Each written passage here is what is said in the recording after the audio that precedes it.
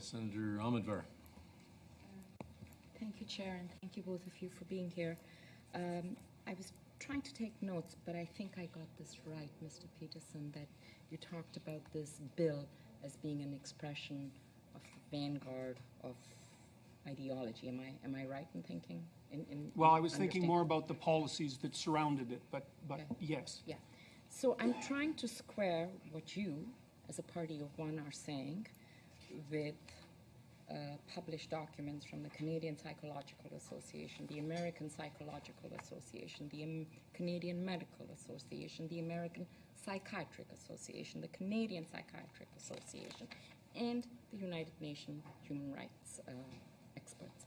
So these are all, these are not parties of one. They are associated. They are all, I imagine, lots of psychologists are members of the Canadian Psychology Association and the Canadian Psychiatry. So how are we to square what you're saying, which is your opinion, which you are absolutely entitled to, with what everyone is saying, plus the feelings and testimonies of the people who have suffered over 30 years, who've been taking issues to court? These are people who we've listened to. So how are we to square this? Okay, well, with regards to your second point, if the people that you're listening to aren't randomly selected from a population, then their opinions are worthless from the perspective of testimony, because you don't know if you're dealing with a biased sample. And that's a big problem with the public consultation process that underlied this bill. And you can not appreciate that if you'd like, but it's standard practice in any polling institution or any body that's attempting to extract a genuine opinion out of a so-called community of people. And if that isn't followed, then you can't tell if the information that you're receiving is biased. And this, with regards to your first point, what exactly are all those people who aren't thinking the same way as me saying? You said that there's a bunch of them and a bunch of groups, but you never said what they're saying precisely.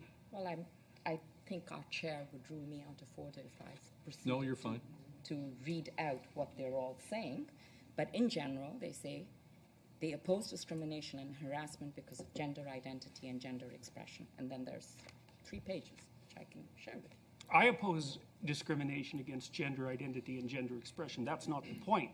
The point is the specifics of the legislation that surrounds it and the insistence that people will have to use compelled speech. That's what I'm objecting to.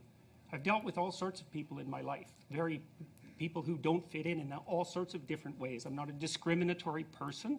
There's 500 hours of my teaching to my classrooms on tape on YouTube, and nobody's found a smoking pistol. I'm not a discriminatory individual, but I think this legislation is reprehensible, and I do not believe for a moment that it will do what it intends to do. I also don't think that my opinion deviates substantially from the bodies that you're describing, because you haven't provided any evidence that they say anything other than discrimination is a bad thing.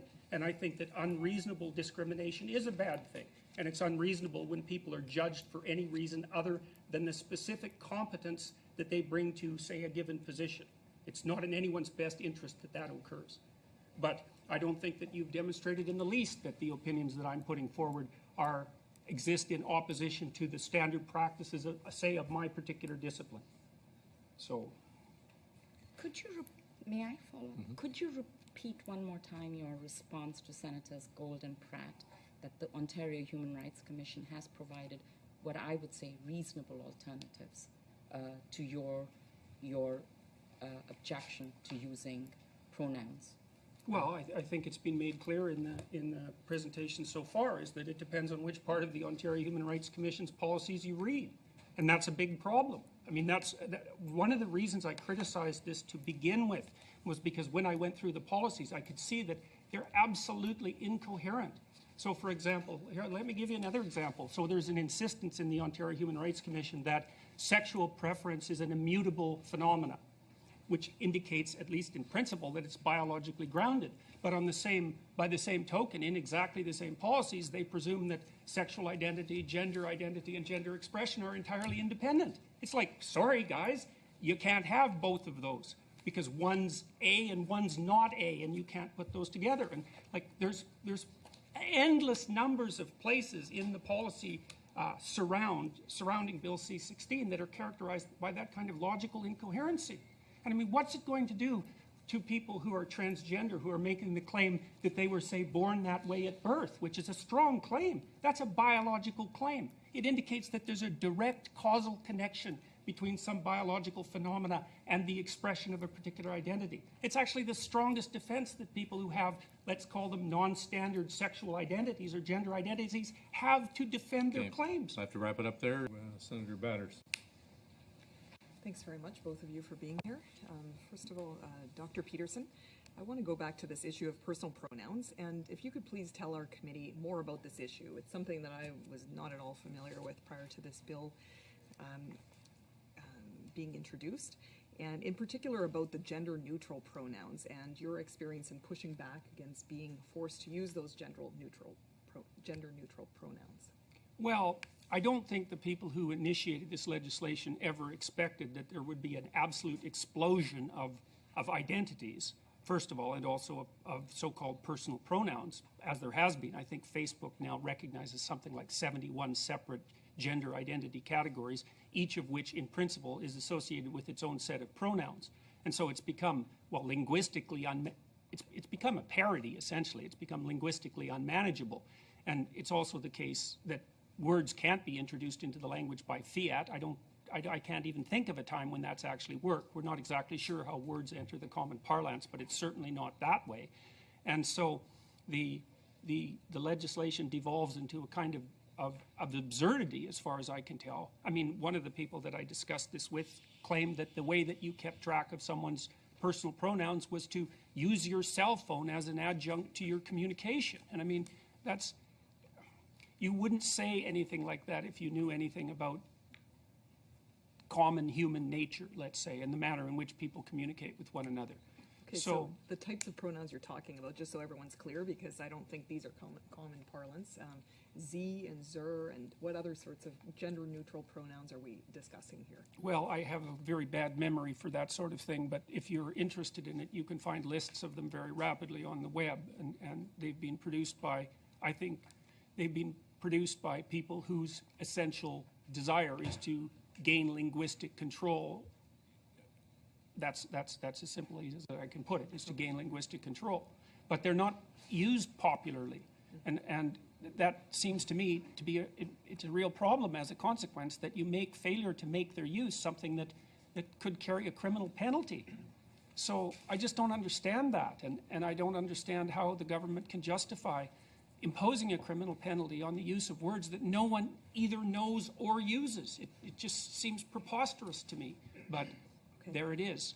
Could you please also tell us a little bit more about your personal experience in pushing back against this? And I mean, many are familiar with your story, but not everyone, so I just want to give you a little Well, bit I made a video, actually I made 3 videos, but we'll just talk about one of them. I made one criticizing Bill C-16 for the reasons that I already described, because I went and read the policies, and they made my hair stand on end, the surrounding policies.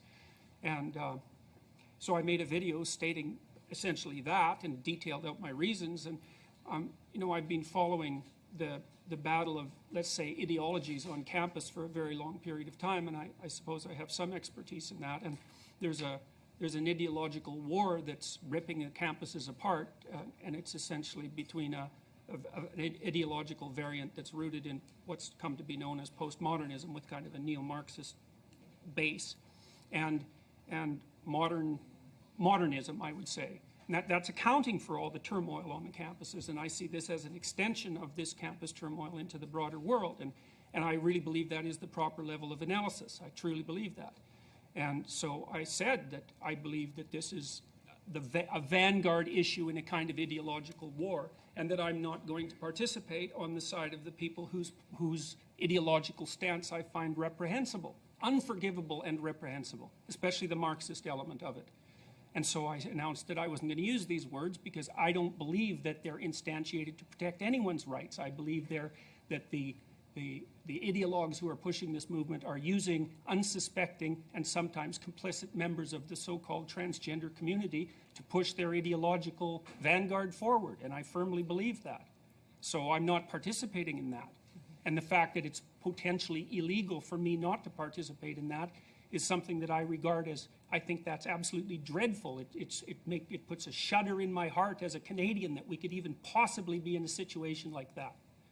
You know, if the identity claims that are instantiated in the policy surrounding this legislation are applied, it's going to be hell for the psychiatrists, excuse my language. It's going to be very difficult for the biologists and the psychiatrists next. And I think we'll see that happening very soon. I think that the definition of identity that's enshrined in the surrounding policies is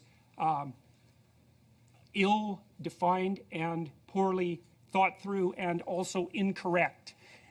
It's incorrect in that identity is not and will never be something that people define subjectively, because your identity is something that you actually have to act out in the world as a set of procedural tools, which most people learn, and I'm being technical about this, between the ages of 2 and 4. It's a fundamental human reality. It's well recognized by the relevant, say, developmental psychological authorities. And so the idea that identity is something that you define purely subjectively is an idea without status as far as I'm concerned.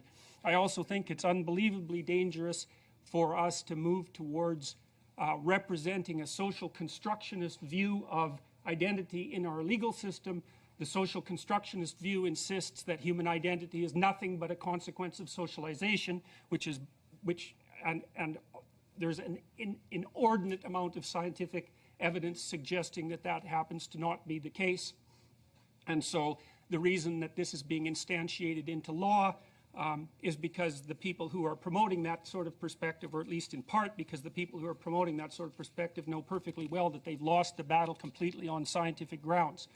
It's implicit in the policies of the Ontario Human Rights Commission that sexual identity, biological sex, gender identity, gender expression, sexual proclivity all vary independently, and that's simply not the case. It's not the case scientifically, it's not the case factually, and it's certainly not something that should be increasingly taught to people in high schools, elementary schools, and junior high schools, which it is, and it is being taught. I included this cartoon character that I find particularly reprehensible, aimed obviously at it as it is at children somewhere around the age of 7, that contains within it the implicit claims, as a consequence of its graphic mode of expression, that these elements of identity are first canonical and second independent, and neither of those happen to be the case.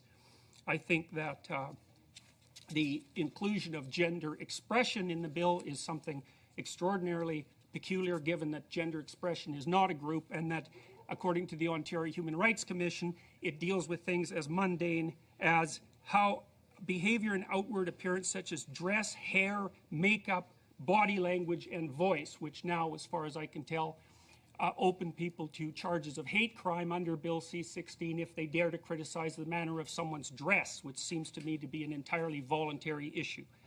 So I think that the Ontario Human Rights Commission's attitude towards vicarious liability is designed specifically to be punitive, in that it makes employers responsible for harassment or discrimination, including the failure to use preferred pronouns. They have vicarious liability for that, whether or not they know it's happening, whether or not the harassment was